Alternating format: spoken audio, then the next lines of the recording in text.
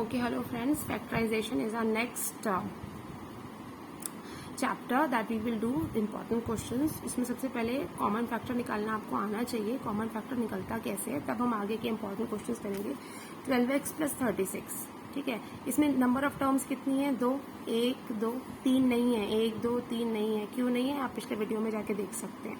तो अब इसमें देखिए, कॉमन जब हम लेते हैं, सबसे पहले तो नंबर ऑफ टर्म्स आपको आइडेंटिफाई करनी होती है, कितनी नंबर ऑफ टर्म्स है. फिर आप उसमें ये देखिए कि कौन सा ऐसा नंबर है, कौन सा ऐसा फैक्टर है जो दोनों में आ रहा है. आप देखिए, जैसे मैं वेरिएबल की बात नहीं करूंगी, मैं नंबर्स की बात करूंगी. यहाँ पे 12 एक नंबर है और यहाँ पे 36 एक नंबर है. ठीक है.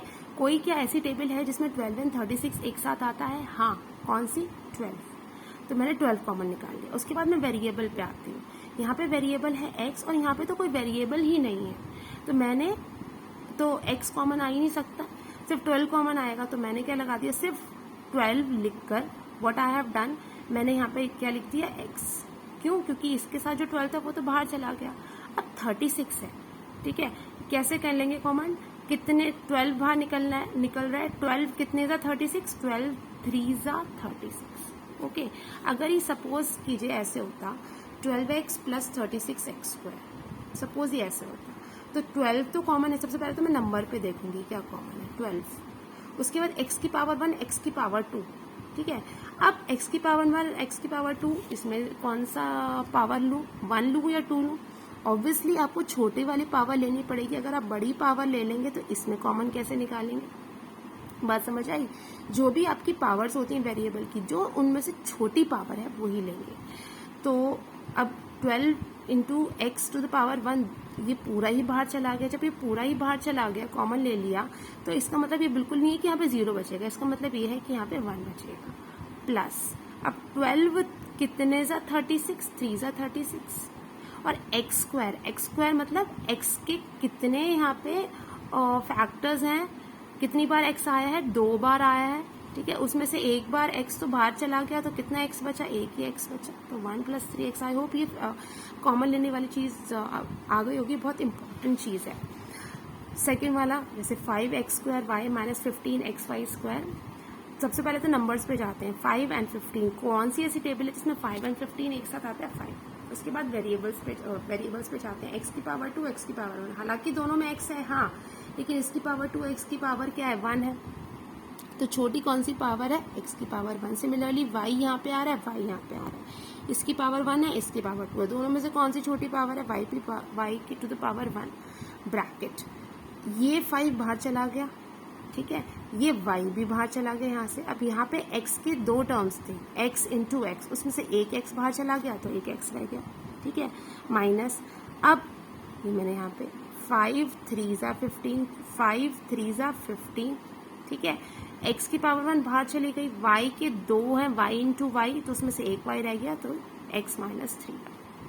अब थर्ड, x² / 8 - y² / 18. अब इसमें कॉमन कैसे लेंगे? देखिए, अपॉन वाला इसमें बच्चे बहुत मिस्टेक करते हैं. 1, अब देखिए इसमें बच्चे पता है क्या कॉमन लिख देते हैं? 2. नंबर्स देखती हूँ पहले मैं. यहाँ पे मेरे पास 2 वेरिएबल हैं, x² y². ऑब्वियसली दोनों ही डिफरेंट है, x और y में से कुछ कॉमन नहीं आएगा. नंबर्स पे जाते हैं. 8 और 18. अब कौन सी ऐसी टेबल है जिसमें 8 और 18 दोनों साथ आते हैं? 2 की टेबल है और तो कोई नहीं है. तो बच्चे क्या लिखते हैं? 2x² / 4 - y² / 9. ठीक है. ये चीज तो सही लिखी, लेकिन ये चीज गलत लिखी. क्यों लिखी भाई? जब आप कॉमन डिनोमिनेटर में से निकाल रहे हो, यहाँ पे डिनोमिनेटर में से ले रहे हो, तो यहाँ पे भी तो डिनोमिनेटर की फॉर्म में ही आएगा. फ्रैक्शनल न्यूमरेटर में क्यों आ जाएगा? तो 1/2 कॉमन लेंगे, ना कि 2 कॉमन लेंगे. 1/2 x². 2 4 जा 8, 2 9 जा 18. So this is our answer. x² / 25 - 625. x² / 25 - 625. Variables पे आते हैं. यहाँ पे तो एक वेरिएबल है, यहाँ पे तो कोई वेरिएबल ही नहीं है. बात खत्म. नंबर्स पे आते हैं. 25 और 625. बच्चे क्या जनरली क्या कर लेते हैं? 25 या 5 कॉमन ले लेते हैं. अब इसमें ये कॉमन नहीं होगा. देखिए, numerator denominator, numerator denominator.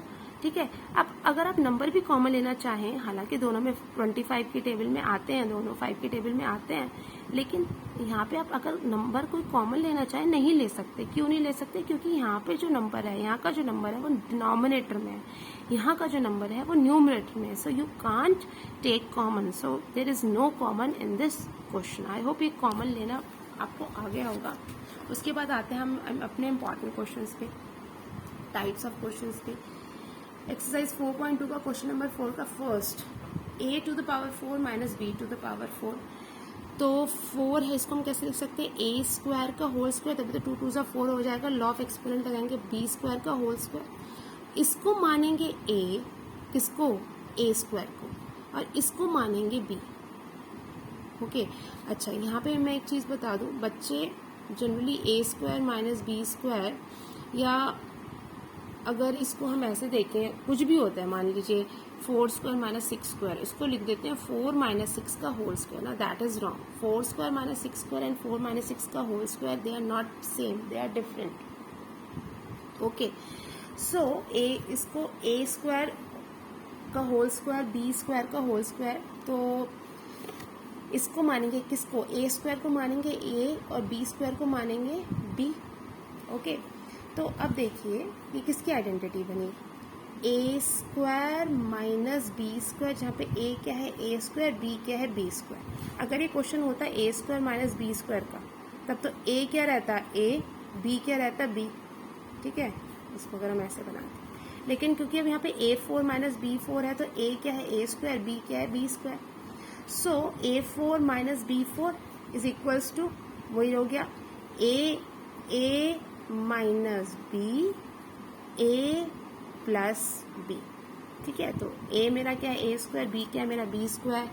Similarly like this, so ये मेरा बन गया। अब यहाँ पे आपको खत्म नहीं करना है, क्योंकि मुझे पता है a square minus B square की दोबारा आइडेंटिटी यूज हो सकती है, a minus B, a plus B, और a square plus B square में तो कोई आइडेंटिटी नहीं लग सकती। a square plus B square को a प्लस बी का होल स्क्वायर मत लिख देना, और आइडेंटिटी मत लगा देना, क्योंकि अभी भी मैंने बताया है a square plus B square and a plus B का whole square, they are different, they are not equal. Okay तो ऐसे ही बिल्कुल इसी, अगर ऊपर वाला क्वेश्चन समझ आ गया, उसी टर्म्स पे ये वाला क्वेश्चन है। p to the power 4 minus 81, तो p to the power 4 minus 81, p to the power 4 को आप कैसे लिख सकते हैं? p स्क्वायर का होल स्क्वायर। ठीक है, या फिर अगर इससे ये स्टेप अगर क्लियर नहीं है, तो p टू द पावर 4 और 81 का अगर आप प्राइम फैक्टराइजेशन करेंगे, इसको कैसे लिखेंगे? 3 टू द पावर 4। अब p टू द पावर 4 को, जैसे हमने ऊपर वाला क्वेश्चन किया था, p स्क्वायर का होल स्क्वायर, ठीक है, और इसको कैसे किया? 3 टू द पावर 4 को 3 स्क्वायर का होल स्क्वायर।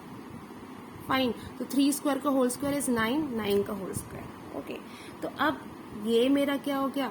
a, ये मेरा क्या हो गया? b, a मेरा क्या है? p स्क्वायर, b मेरा क्या है? 9। तो इसमें मैं कौन सी आइडेंटिटी लगा दूंगी? a square minus b square, that is a minus b and a plus b, जहाँ पे a मेरा क्या है? p स्क्वायर, और b क्या है मेरा? 9। सो p square minus 9, p square plus 9। तो यहाँ पर बात खत्म हो गई क्या? नहीं, यहाँ पे बात नहीं खत्म हुई। क्यों नहीं बात खत्म हुई? क्योंकि 9 को तो मैं अभी स्क्वायर के फॉर्म में लिख सकती हूँ, p square minus 3 square, p square plus 9। यहाँ पे a square minus 3 square, a square minus b square की अलग दोबारा से आइडेंटिटी यूज होगी, p minus 3, p plus 3, that is a minus b, a plus b, और p square plus 9 as it is, क्योंकि इसमें कोई आइडेंटिटी यूज नहीं होती। Next question, x to the power 4 minus Y plus Z to the whole power 4। तो 4 है x square का whole square minus Y plus Z का होल स्क्वायर का होल स्क्वायर। तो ये बन गया मेरा a, ये बन गया मेरा a, और ये बन गया मेरा b। तो a square minus b square is a minus b, a plus b। ठीक है, तो अब देखिए यहाँ पे बहुत ध्यान से देखिएगा, ये a क्या है मेरा? x स्क्वायर, b क्या है मेरा? y प्लस जेड का होल स्क्वायर। तो दोबारा इसमें कौन सी आइडेंटिटी लगेगी? a square minus b square. जैसे यहाँ पे p स्क्वायर माइनस 3 स्क्वायर में a minus b, a plus b लगी थी ना, अब यहाँ पे भी a square minus b square में a minus b, a plus b। a मेरा कितना है? x, तो x a माइनस b। ठीक है, तो x minus Y plus Z, x plus Y plus Z. ठीक है, ये हो जाएगा। तो जब ब्रैकेट ओपन करेंगे x minus Y minus Z, X plus Y plus Z, और इसको चाहो तो आइडेंटिटी लगा कर इसको खोल लो। सो और मैंने क्या देखा यहाँ पे, ये फर्दर सॉल्व नहीं हो रहा है, so this is our answer. Okay, so उसके बाद जो जिस टाइप के क्वेश्चंस आते हैं वो है स्प्लिटिंग द मिडिल टर्म। ठीक है, आपको कैसे फैक्टराइज करना है स्प्लिटिंग द मिडिल टर्म, बहुत इंपॉर्टेंट, बहुत इंपॉर्टेंट टॉपिक है जो जिंदगी भर यूज होगा अगर जब तक आप मैथ पढ़ेंगे। P square plus 6p plus 8, सबसे पहले तो स्प्लिटिंग द मिडिल टर्म के लिए आपको आइडेंटिफाई करना आना चाहिए। अगर मैं इसको ऐसे लिख दूं और आपसे बोलूं फैक्टराइज, तो आप स्प्लिटिंग द मिडिल टर्म नहीं लगा सकते। स्प्लिटिंग द मिडिल टर्म आप कब लगाते हैं, जब यहाँ पे सबसे पहले तो आपका वेरिएबल तो होना ही चाहिए, जो डिग्री है वो 2 हो। डिग्री मतलब highest power of the variable. वो कैसे देखते हैं, पहले वेरिएबल देखते हैं, इसकी पावर 2 है, इसकी पावर 1 है, तो इसकी डिग्री क्या हो गई 2। डिग्री 2 होनी चाहिए, ठीक है। साथ में यहाँ पे बीच में भी एक 2 के बाद, अगर बैकवर्ड काउंटिंग लो 2 के बाद क्या आता है 1, ठीक है। तो p to the power 2, p to the power 1, इस तरीके से होना चाहिए। ये नहीं होना चाहिए कि p स्क्वायर प्लस 8, हालांकि इसकी डिग्री 2 है क्योंकि इसमें वेरिएबल जो है उसकी हाईएस्ट पावर 2 है, लेकिन ये हालांकि अब इसको हम क्वाड्रेटिक कहते हैं हायर क्लासेस में, लेकिन इनका स्प्लिटिंग द मिडिल टर्म नहीं हो सकता। यहाँ पे पावर 2, यहाँ पे पावर 1, तभी इसका स्प्लिटिंग द मिडिल टर्म हो सकता है। स्प्लिटिंग द मिडिल टर्म हम कैसे करते हैं, लास्ट में क्या नंबर आ रहा है मेरा 8, और पी स्क्वायर का क्या कोफिशिएंट है 1, तो 8 को 1 से मल्टीप्लाई करेंगे, कितना आया मेरा 8 के फैक्टर्स करेंगे 2 इंटू 4 एंड 8 इंटू 1, फाइन। अब इसके फैक्टर्स करेंगे, अब बीच में क्या नंबर है मेरा 6, यहाँ पे मेरा नंबर क्या है 6, तो इसमें से ऐसा फैक्टर इसमें ऐसे फैक्टर चूज करो कि ऐड या माइनस करके मेरा 6 आ जाए। भाई 2 प्लस 4, ठीक है, इसको ऐड करके मेरा क्या आएगा 6 ही आ रहा है मेरा, फाइन। और 8 प्लस 1 या माइनस 1 करके तो मेरा 6 नहीं आ रहा, तो इसके फैक्टर 6p को मैं कैसे लिखूंगी, p square plus 4p plus 2p plus 8। अब मैं क्या करती हूँ, इसकी ग्रुपिंग करती हूँ, पहले 2 टर्म्स और लास्ट के 2 टर्म्स, ठीक है। जनरली ऐसी ही होती है ग्रुपिंग। आप p स्क्वायर 2p भी ले सकते हो, 4p और 8 भी ले सकते हो, लेकिन जनरली हमें अपने कन्वीनियंस के लिए क्या हमें क्वेश्चन को आगे भी बढ़ाना है और हमें अपना काम इजी भी करना है, तो हम ये पहले 2 ले लेते हैं, ये लास्ट के 2 ले लेते हैं। अब इन दोनों में क्या कॉमन है, सबसे पहले तो नंबर पे आते हैं, इसका नंबर 1 है, यहाँ पे नंबर 4 है, तो ठीक है, कोई भी कॉमन नहीं है। फिर p पे आते हैं, p to the power 2, p to the power 1, तो p to the power 1 is common.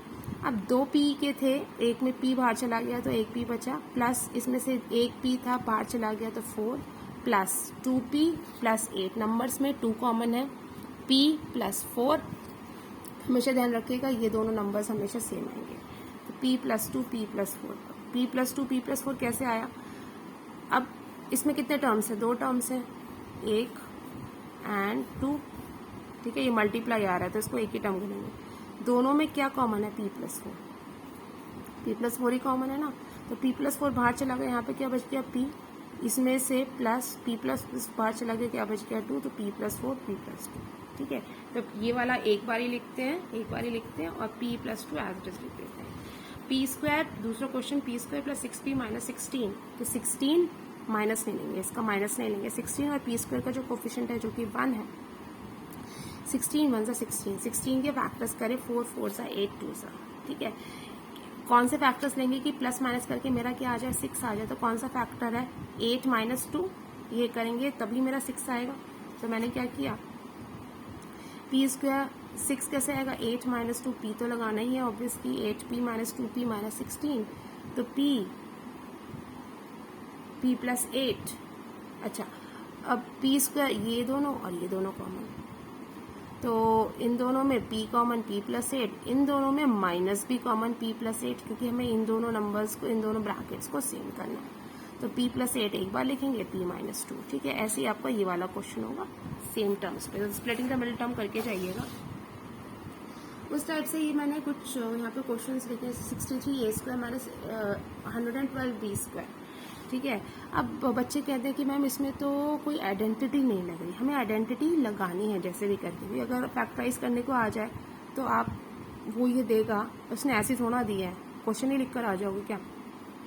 तो हम क्या करेंगे, 63 एंड 112 इन दोनों में क्या कुछ कॉमन है। देखिए वेरिएबल्स जो है इनमें तो कुछ कॉमन है ही नहीं, इन दोनों में कुछ कॉमन है, हाँ 7 कॉमन है।